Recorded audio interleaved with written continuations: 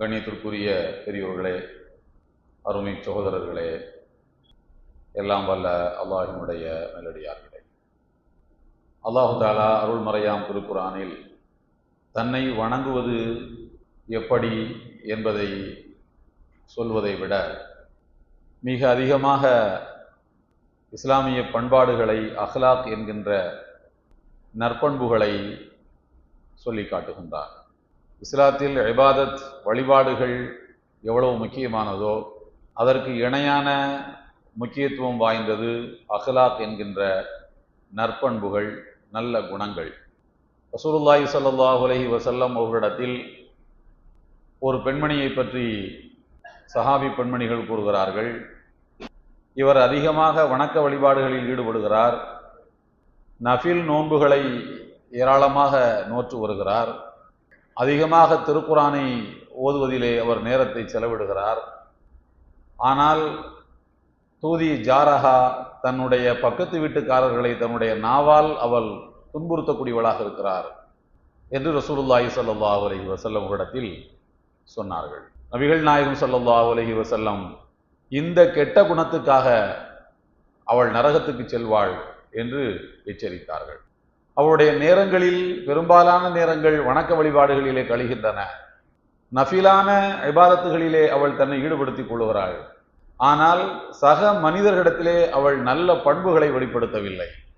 இவளை கண்டாலே சக தோழிமார்கள் விரண்டு ஓடக்கூடிய அளவுக்கு அவளுடைய நடவடிக்கைகள் இருக்கின்றன என்பதனால் அதனால் அவள் நரகத்துக்கு செல்வாள் என்று நபிகள் நாயகம் ஸல்லல்லாஹு அலைஹி வஸல்லம் அவர்கள் கூறியிருக்கிறார்கள். என்றால் வணக்க வழிபாடுகள் எவ்வளவு முக்கியமானதோ அதற்கு இணையானது அஹ்லாக் என்கின்ற பண்பாடுகள், குணங்கள். ஒரு மூமின் நல்ல பண்புகளை கொண்டவனாக இருக்க வேண்டும். இபாதத்துகள் என்பவை அல்லாஹ்வுக்கும் ஒரு அடியானுக்கும் இடையில் இருக்கக்கூடிய தொடர்பு.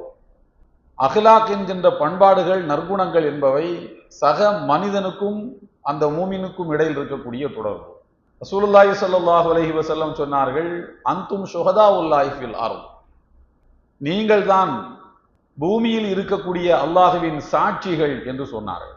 அதாவது ஒரு மூமின் மற்ற மூமின்களிடத்திலே எப்படி நடந்து கொள்ளுகிறான் என்பதை, நடந்து கொண்டான் என்பதை மறுமை நாளில் அல்லாஹு தஆலா அவன் வாழ்ந்த சமுதாயத்து மக்களிடம்தான் விசாரிப்பான்.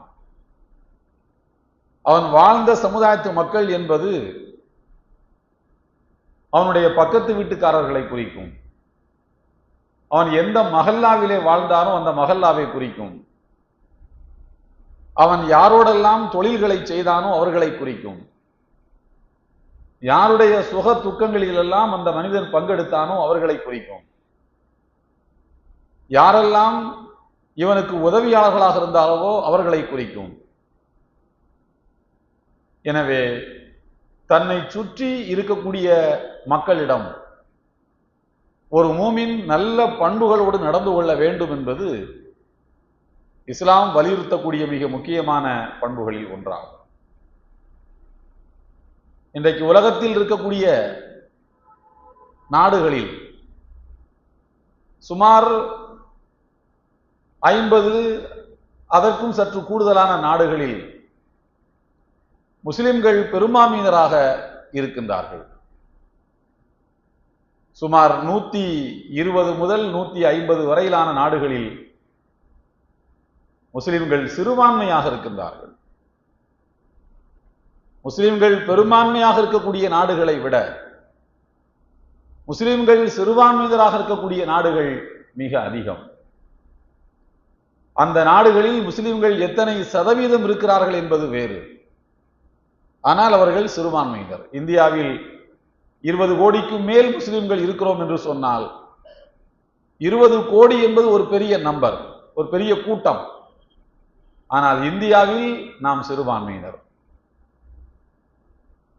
இதே போல உலகத்தினுடைய பல்வேறு நாடுகளில், ஐரோப்பிய நாடுகளிலாகட்டும், வேறு கீழ்த்திசை நாடுகளிலாகட்டும், சைனா போன்ற நாடுகளிலாகட்டும், முஸ்லிம்கள் சிறுபான்மையினராக இருந்து வருகின்றார்கள். சில நாடுகளில் அவர்கள் மைக்ரோ மைனாரிட்டியாக, அவர்களை பூத கண்ணாடி வைத்துத்தான் அவருடைய சதவீதத்தை தேட முடியும் என்று சொல்லக்கூடிய அளவில் மிக குறைவான எண்ணிக்கை கொண்டவர்களாக முஸ்லிம்கள் இருந்து வருகின்றார்கள். பிரான்ஸ் போன்ற நாடுகளில் சில ஆயிரக்கணக்கான பெண்கள், மொத்தமே ஒரு 1060 அல்லது 1100 என்கிற எண்ணிக்கைக்குள்ளாக இருக்கக்கூடிய பெண்கள் முகத்திரை அணிந்து கொண்டு செல்கிறார்கள் என்பதற்காக வேண்டி, அப்படி அணிந்து செல்லக்கூடாது என்று, ஹிஜாப் அணியக்கூடாது என்று, நிகாப் அணியக்கூடாது என்று பாராளுமன்றத்திலே சட்டமே வரக்கூடிய அளவுக்கு அங்கே மிக குறைந்த எண்ணிக்கையில் தான் முஸ்லிம்கள் இருந்து வருகின்றார்கள். நான் என்னுடைய உரையிலே அடிக்கடி மேற்கோள் காட்டக்கூடிய அறிஞர் பெருமக்களிலே ஒருவர் மௌலானா அபுல் ஹசன் அலி நதவி ரஹ்மத்துல்லாஹி அலைஹி. இந்தியாவினுடைய புகழ்மிக்க பேரறிஞராக திகழ்ந்தவர். அவர் சர்வதேச நாடுகளுக்கு, கிட்டத்தட்ட முஸ்லிம்கள் வசிக்கக்கூடிய எல்லா நாடுகளுக்கும் பயணப்பட்டவர். முஸ்லிம் ஆட்சியாளர்களை சந்தித்து இஸ்லாமிய நெறியின் அடிப்படையில் நீங்கள் மக்களை ஆள வேண்டும் என்று வலியுறுத்தியவர். இந்தியாவில் உச்ச நீதிமன்றத்தில் ஷாபானு வழக்கு 1986 ஆண்டில் ஷரியத்திலே உச்ச நீதிமன்றம் நேரடியாக தலையிட்ட போது அதற்கு எதிராக மக்களை திரட்டி ஒரு புதிய சட்டம் வருவதற்கு காரணமானவர். ஒரு மிகப்பெரிய சீர்திருத்தவாதி. அவர் சொல்லுகின்றார், முஸ்லிம்கள் சிறுபான்மையாக வாழக்கூடிய நாடுகளில் அல்லாஹ்வின் மார்க்கத்தை நோக்கி மக்களை அந்த முஸ்லிம்கள் அழைத்துக் கொண்டே இருக்க வேண்டும். இதர சமுதாயத்து மக்களை அல்லாஹ்வின் மார்க்கத்தை நோக்கி அழைக்க வேண்டும். அல்லாஹ்வினுடைய மார்க்கத்தினுடைய மாண்புகளை இதர சமுதாயத்து மக்களுக்கு அவர்கள் எடுத்துச் சொல்ல வேண்டும். தாவா என்கின்ற அழைப்பு பணியிலே அவர்கள் தங்களை ஈடுபடுத்திக் கொள்ள வேண்டும். உலகத்தில் சில நாடுகளில் இது போன்ற இஸ்லாமிய அழைப்பு பணிகளை செய்வதற்கு தடைகள் இருக்கலாம். இந்தியாவில் அந்த தடை கிடையாது. தடைகள் இருக்கலாம், சட்டப்பூர்வமாக தடை கிடையாது. இந்தியாவை பொறுத்த அளவில் சில நாடுகளிலே அதற்கு தடை இருக்கலாம். ஆனால் அழைப்பு பணியில் ஈடுபடக்கூடியவர்களுடைய அந்த தாவா களத்தினுடைய, விரிந்து பரந்த தாவா களத்தினுடைய ஒரே ஒரு அம்சத்தை உலகத்தில் எந்த நாட்டாலும் தடை செய்ய முடியாது. எந்த நாடும் தாவா களத்தினுடைய ஒரு அம்சத்தை எந்த நாடும் தடை செய்ய முடியாது. எவ்வளவு பெரிய கொடூரமான மனநிலை கொண்ட ஆட்சியாளர்கள் இருந்தாலும் தாவாவினுடைய ஒரு அம்சத்தை தடுக்க முடியாது. அது என்னவென்றால் நற்பண்புகள் என்று சொல்கிறார். நற்பண்புகளோடு மூமின்கள் நடந்து கொள்வதை, அதையே ஒரு இஸ்லாமிய அழைப்பு பணியாக மாற்றுவதை, அதை ஒரு பிரச்சாரமாக நடவடிக்கைகளால் முஸ்லிம்கள் இஸ்லாம் என்றால் இப்படித்தான் என்று வாழ்ந்து காட்டுவதை உலகத்தினுடைய எந்த அரசாங்கமும் தடை செய்ய முடியாது. தாவா பேம்லெட்ஸ் கொடுப்பதை சில நாடுகளை தடை செய்யலாம். இஸ்லாமிய மார்க்கத்தை அறிமுகம் செய்யக்கூடிய நிகழ்ச்சிகளை நடத்துவதை சில அரசுகள் தடை செய்யலாம். புத்தகங்கள் வெளியிடுவதை தடை செய்யலாம். பிரச்சாரத்தை தடை செய்யலாம். காணொளிகள் வெளியிடுவதை தடை செய்யலாம். ஆனால் ஒரு மூமின் நல்ல பண்புகளோடு நடந்து கொள்வதை எந்த அரசாங்கமும் தடை செய்ய முடியாது. எனவே ஒவ்வொரு முஸ்லிமும் அவர்கள் வாழுகின்ற நாட்டில் சிறுபான்மை சமுதாயத்தை சார்ந்தவர்களாக அவர்கள் இருப்பார்களானால் அல்லாஹ்வின் மார்க்கத்தை நோக்கி இதர சமுதாயத்து மக்களை அழைப்பதற்கு அவர்கள் நற்பண்புகள் என்கின்ற உன்னதமான வழிமுறையை நீங்கள் கடைபிடியுங்கள், அதை யாராலும் தடுக்க முடியாது என்று சொல்கிறார். எனவே நற்பண்புகள் என்பவை ஒரு மூமினுடைய இம்மை வாழ்க்கைக்கும் அது பயன்படுகிறது. இம்மையிலே ஒரு ஒழுக்கமான வாழ்க்கை வாழ்வதற்கு அவனுக்கு துணை நிற்கிறது. மறுமையில் நபிகள் நாயகம் ஸல்லல்லாஹு அலைஹி வஸல்லம் சொன்னார்கள், ஒரு மூமினுடைய நன்மைகளும் தீமைகளும் அளவிடப்படுகின்ற போது, அல்லாஹ்வுடைய தராசு தட்டிலே மீசானிலே வைத்து நிறுத்து பார்க்கப்படுகின்ற போது அதிக எடை உள்ளதாக எது இருக்கும் என்ற கேள்விக்கு நபிகள் நாயகம் ஸல்லல்லாஹு அலைஹி வஸல்லம் சொன்னார்கள், அல் ஹுலுகுல் ஹுஸ்ன், அழகிய பண்புதான் என்று சொன்னார். அழகிய பண்பை ஒரு மூமின் வெளிப்படுத்துவதன் மூலம் மறுமையில் மிக இலகுவாக தன்னுடைய நன்மை தட்டை கணக்க வைத்து அல்லாஹ்விடத்திலே உயர்ந்த வெகுமதிகளை அவனால் பெற்றுக்கொள்ள முடியும் என்று சொல்கிறார். எனவே நற்பண்புகள் என்பவை இபாதத்துகளுக்கு, இறை வழிபாட்டுக்கு இணையானதாக மார்க்கம் சொல்லி காட்டுகிறது. ரசூலுல்லாஹி ஸல்லல்லாஹு அலைஹி வஸல்லம் அவர்கள் நபியாக ஆவதற்கு முன்பே அந்த நற்பண்புகளை வெளிப்படுத்தினார்கள். நற்பண்புகளை தன்னுடைய இயல்பாக்கி கொண்டார்கள். அதனால் சேர்ந்த கூட்டம்தான் தொடக்கத்தில் இவர் சொன்னால் சரியாக இருக்கும் என்று ஒரு சிறு கூட்டம் நம்பியதற்கு காரணம் அவர்கள் நபியாக ஆவதற்கு முன்னர் தன்னுடைய நற்பண்புகளை வெளிப்படுத்தியதனால் தான். பிரச்சாரத்தை கேட்டல்ல. எங்கே அவர்கள் பிரச்சாரம் செய்தார்கள்? முதல் 3 ஆண்டு காலத்தில் பிரச்சாரம் கிடையாதே. வெளியில் வாய் திறந்து சொல்ல முடியுமா? பிரச்சாரம் செய்கிற மனநிலையில் கூட அவர்கள் இல்லையே. போர்வையை போர்த்தி அல்லவா படுத்திருந்தார்கள். அல்லாஹ் தானே சொன்னான், நபியே போர்வையை போர்த்து இருப்பவரை எழுவீராக, மக்களுக்கு எச்சரிக்கை செய்வீராக. போர்வையை போர்த்தி கொண்டுதான் அவர்கள் இருந்தார்கள். பிரச்சாரம் செய்கின்ற மனநிலை இல்லை, அவர்கள் கவலையிலே இருந்தார்கள். பிரச்சாரம் செய்கின்ற சூழல் இல்லை, பிரச்சாரம் செய்கின்ற பலம் ஒரு இடத்திலே இல்லை. ஆனால் அவர்கள் நபியாக ஆவதற்கு முன்னர் வெளிப்படுத்திய அந்த நற்பண்புகள் ஒரு சிறு கூட்டத்தை அவர்களுக்கு பெற்றுத் தந்தது.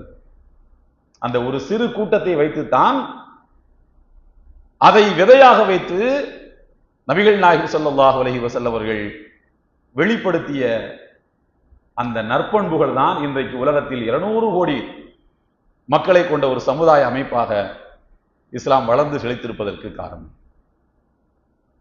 அந்த சின்னஞ்சிறிய கூட்டத்தையும் கூட நபிகள் நாயகம் ஸல்லல்லாஹு அலைஹி வஸல்லம் அவர்கள் இன்றைக்கு இருக்கக்கூடிய சில தலைவர்களைப் போல உணர்ச்சி ஊட்டி சண்டை களத்துக்கு அவர்களை அனுப்பி வைக்கவில்லை. அந்த சின்னஞ்சிறிய கூட்டத்தை பக்குவப்படுத்தினார்கள்.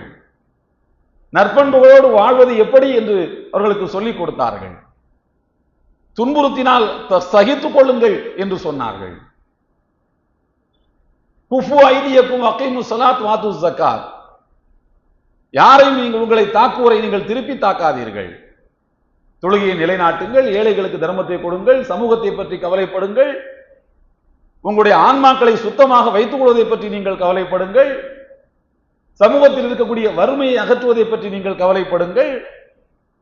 இப்படி ஒரு நற்பண்போடு நீங்கள் சமுதாயத்திலே வாழுங்கள் என்று நபிகள் நாயகம் ஸல்லல்லாஹு அலைஹி வஸல்லம் தன்னை பின்பற்றியவர்களுக்கும் அந்த நற்பண்புகளை கற்றுக் கொடுத்தார்கள்.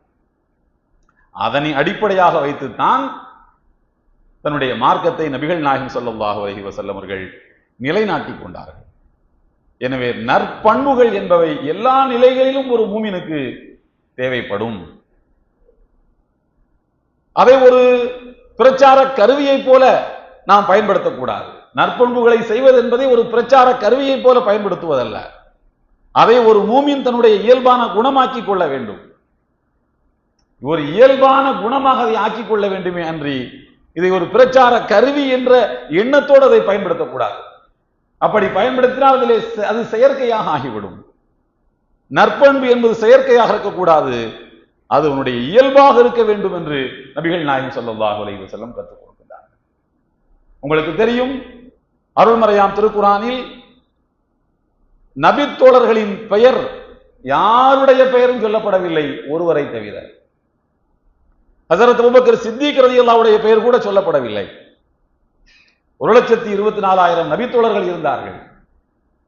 ரசூலுல்லாஹி ஸல்லல்லாஹு அலைஹி வஸல்லம் அவர்களோடு ஹஜ்ஜுக்கு வந்த தோழர்கள் மாத்திரமே 1,24,000 பேர். நபிமார்களின் எண்ணிக்கைக்கு இணையானது. அப்படி லட்சத்தை கடந்த நபித்தோழர்கள் இருந்த போதிலும் கூட யாருடைய பெயரையும் அல்லாஹ் அருள்மறையாம் திருக்குரானில் சொல்லவில்லை. பெயர் திருக்குரானில் ஒரு மனிதருடைய பெயர் இடம்பெறுவது என்பது அதிலும் ஒரு நல்ல நிலையில் அவருடைய பெயர் சொல்லப்பட்டிருப்பது. அபூ லஹபுடைய பெயர் தான் இருக்கு குரான்ல, ஃபிரௌனுடைய பெயர் தான் இருக்கு. அது அல்ல, ஒரு நல்ல பின்னணியோடு ஒருவருடைய பெயர் சொல்லப்படுவது என்பது உண்மையிலேயே ஒரு சாதனை. அது சாதனை என்று சொல்வதை விட அல்லாஹ் அவர் மீது அன்பு காட்டுவதனுடைய அடையாளம் என்று எடுத்துக்கொள்ளலாம். ஒரே ஒரு நபித்தோழருடைய பெயர் தான் சொல்லப்பட்டிருக்கிறது, ஸைத். நபிகள் நாயகம் ஸல்லல்லாஹு அலைஹி வஸல்லம் அவருடைய வீட்டில் அவர் வளர்ந்தார். பூர்வீகத்தில் இவர் வேறொரு நாட்டை சார்ந்தவர். தன்னுடைய தாயாரோடு வெளியூர் பயணத்தில் இருக்கின்ற போது வழிப்பறி கொள்ளையர்கள் அந்த உடைமைகளை எல்லாம் பறித்து கொண்டு தாயாரை அடித்து துரத்தி விட்டு 8 வயது சிறுவனாக ஜெயித் இருக்கின்ற போது அவரை கடத்தி கொண்டு வந்து மனித சந்தையிலே அடிமையாக விற்று விட்டார்கள். கடந்த நூற்றாண்டு வரையிலும் 75-80 ஆண்டுகளுக்கு முன்னர் வரையிலும் அமெரிக்காவிலே மிகப்பெரிய வியாபாரமாக இருந்தது மனித வியாபாரம் தான். அடிமை சந்தை தான் பெரிய லாபம் கொளிக்கக்கூடிய தொழிலாக இருந்தது. இதை நாகரிகம் வளர்ந்த காலத்திலேயே நாகரிகம் செழித்த நாடு என்று தன்னை சொல்லிக் கொள்ளக்கூடிய நாட்டிலே இருந்த ஒரு நடைமுறை தான் அடிமை முறை. அரபு நாட்டினுடைய வணிக சந்தையிலே ஜெயித் அடிமையாக விற்கப்பட்டார். அவரை வாங்கியவர் கதீஜா ரலியல்லாஹு தஆலா அன்ஹா அவர்களுடைய சொந்தக்காரர், உறவுக்காரர் தான் வாங்கினார். கதீஜா ரலியல்லாஹு தஆலா அன்ஹாவுக்கு ஜெயிதை அன்பளிப்பாக கொடுக்கின்றார். ரசூலுல்லாஹ்வுக்கும் கதீஜா நாயகிக்கும் திருமணம் நடந்தவுடன் தன்னுடைய கணவருக்கு திருமண பரிசாக கதீஜா நாயகி இந்த ஜெயித் என்கிற அடிமையை அன்பளிப்பாக கொடுக்கின்றார். ரசூலுல்லாஹ் காசு கொடுத்து வாங்கிய அடிமை அல்ல, அடிமையை காசு கொடுத்து வாங்குற அளவுக்கு அப்போது வசதியும் இருக்கவில்லை. மனைவி கணவருக்கு திருமண பரிசாக கொடுத்தவர் தான் ஜெயித் என்கின்ற அடிமை. ஒரு கட்டத்துக்கு பிறகு ஜெயித் ஒரு செல்வ செழிப்பான குடும்பத்தை சார்ந்தவர். அவருடைய பெற்றோர் ஊர் உலகம் எல்லாம் தேடி தேடி அலைகிறார்கள், மகனை காணவில்லை காணவில்லை காணவில்லை என்று. மகன் இருப்பது மக்காவில் ரசூலுல்லாஹ்வுடைய வீட்டில். அவருடைய ஊரை சார்ந்த சிலர் மக்காவுக்கு அப்போதைக்கு நடைமுறையில் இருந்த ஹஜ் வழிபாட்டை நிறைவேற்றுவதற்காக வந்தபோது ஜெயித் கொஞ்சம் வளர்ந்து கொஞ்சம் முதிர்ச்சி அடைஞ்ச பிள்ளையா சுத்திக்கிட்டு இருக்கிறத பார்க்கிறார்கள். உன்னுடைய மகன் மக்காவிலே இருக்கின்றார், போய் பிடித்து வா என்று சொல்லி அனுப்பி வைக்கின்றார்கள். ஏராளமான செல்வங்களை எடுத்துக்கொண்டு அவருடைய தந்தை, சித்தப்பாமார், பெரியப்பமார் எல்லோரும் வந்து தன்னுடைய மகனை தேடி மக்காவுக்கே வந்து விட்டார்கள். ஜெயித் என்கிற பையன் எங்கள் வீட்டு பிள்ளை, அவரை எங்களிடத்திலே ஒப்படைத்து விடுங்கள் என்று அந்த மக்கள் கூட்டத்திலே கேட்டுக்கொண்டார்கள். நபிகள் நாயகம் ஸல்லல்லாஹு அலைஹி வஸல்லம் அவர்களும் வந்தார்கள். ஜெயித் என்னிடத்தில் தான் இருக்கின்றார், நான் இதைவிட சிறந்த ஒன்றை உங்களுக்கு சொல்கிறேன், எனக்கு பணம் எல்லாம் எதுவும் வேண்டாம், உங்கள் செல்வத்தை நீங்களே வைத்துக் கொள்ளுங்கள், ஜெயிதை நான் கூப்பிடுகிறேன், அவர் உங்களோடு வர விரும்பினால் எந்த பணமும் தராமல் அவரை நீங்கள் அழைத்து செல்லலாம், ஆனால் என்னோடு அவர் இருக்க விரும்பினால் எதை கொடுத்தும் என்னிடமிருந்து அவரை நீங்கள் பிரிக்க முடியாது, அவரிடத்திலேயே அந்த உரிமையை விட்டு விடுவோம் என்று ஜெயிதை கூப்பிட்டு கேட்டவுடன் ஜெயித் சொல்கிறார், நான் இவர்களோடு தான் இருக்க போகிறேன், ரசூலுல்லாஹோடு தான் இருக்க போகிறேன். தந்தை கோபப்படுகிறார், திட்டுகிறார், அடிக்கிறார். முதல் நிமிடம் வரைக்கும் கட்டி அணைத்து கண்ணீர் வடித்துக் கொண்டிருந்த தந்தை தன் மகனுடைய உள்ளத்தில் தான் இல்லை என்பதை ஏமாற்றமாக கருதுகிறார். இப்படியா சொல்லுவாய் என்று அடிக்க பாய்ந்தார். நபிகள் நாயகம் ஸல்லல்லாஹு அலைஹி வஸல்லம் சொன்னார்கள், அவருடைய கையை பிடித்து விட்டார்கள், ஜெயிதுடைய கையை. அவர் வர விரும்பவில்லை என்றால் எதை தந்தும் என்னிடமிருந்து அவரை பிரிக்க முடியாது, அவர் வர விரும்பினால் எதுவும் தராமலேயே அவரை நீங்கள் கூட்டிச் செல்லலாம், அவர் உங்களோடு வர விரும்பவில்லை. அவருடைய கையை பிடித்தார்கள், நேராக காபத்துல்லாவுக்கு போனார்கள். மக்கள் திரண்டிருக்கக்கூடிய மக்கள் கூட்டத்தின் முன்னால் அறிவித்தார்கள், இந்த ஜெயித் இருக்கிறாரே, இவர் இன்று முதல் நான் அவரை என்னுடைய மகனாக ஏற்றுக்கொள்ளப் போகிறேன், நான் அவரை என்னுடைய மகனாக ஏற்றுக்கொள்ளப் போகிறேன். அரபு நாட்டில் அப்போதைய பழக்கம் என்னவென்றால், ஒருவரை மகனாக ஏற்றுக்கொண்டால் இவர் இறந்தால் அவருக்கு சொத்துல பங்கு வரும். அப்போ இஸ்லாம் வந்துதான் அதை நிறுத்தியது. கொஞ்சம் யோசித்து பாருங்கள், ஒரு நிமிடத்துக்கு முன்னால் வரையிலும் ஜெயித் ஒரு அடிமை, ஒரு நிமிடத்துக்கு முன்னால் வரையிலும் ஜெயித் ஒரு அடிமை, ரசூலுல்லாஹ்வின் அடிமை. நான் அவர்களோடு என்னுடைய தந்தையோடு கூட போக விரும்பவில்லை, உங்களிடமிருந்து நான் கற்றுக்கொண்ட நற்பண்புகள் ஏராளம், நான் உங்களோடு இருக்க விரும்புகிறேன் என்று சொன்னது ரசூலுல்லாஹி ஸல்லல்லாஹு அலைஹி வஸல்லம் அவர்களுக்கு அவர் செய்த உபகாரம்.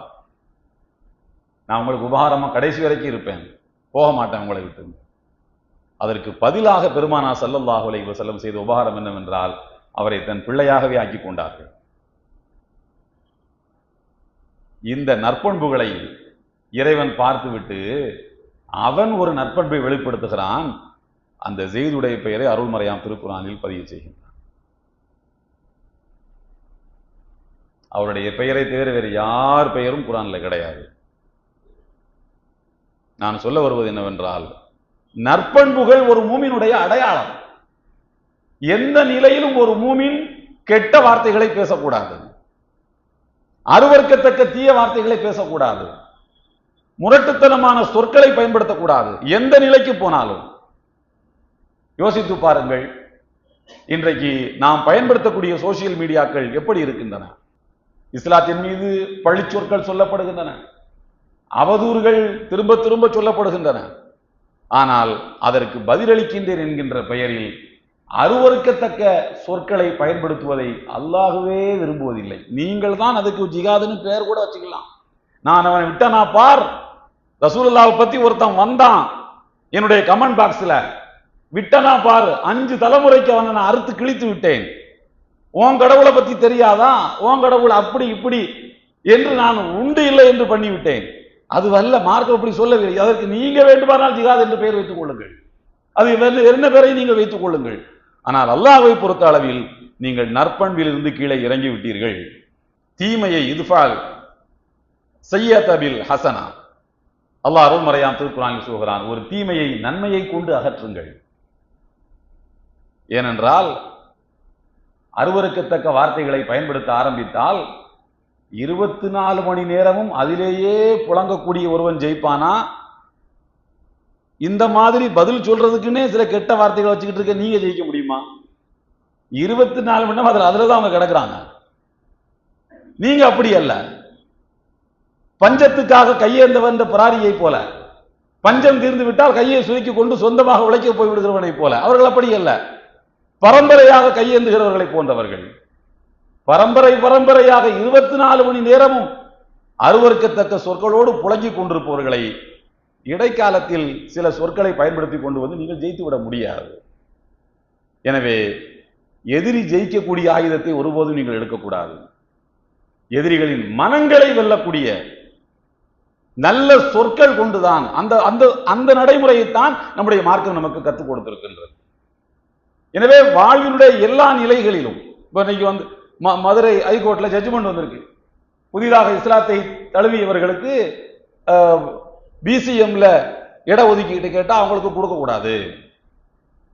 அதுக்கு என்ன காரணம் என்றால், இஸ்லாம் என்பது ஒரு முஸ்லிம் என்றால் முஸ்லிம் தான், அதுல உள்ள ஜாதி எல்லாம் கிடையாது. வெளியில கேட்கறதுக்கு நல்லா இருக்கு. ஆனால் இன்றைக்கு ஒருவர் தாழ்த்தப்பட்ட சமுதாயத்தில் இருந்து, ஒடுக்கப்பட்ட சமுதாயத்தில் இருந்து இஸ்லாத்தை ஏற்றுக்கொண்டார், அவருக்கு பிசிஎம்ல இடஒதுக்கீடு கொடுக்க கூடாது, அவர் பையனுக்கு கொடுக்கலாம். ஆனா அவருக்கு மட்டும் தான் கொடுக்க கூடாது. ஏன்னா இவரை மட்டும் வரவிடாம தடுத்துட்டா போதும்ல.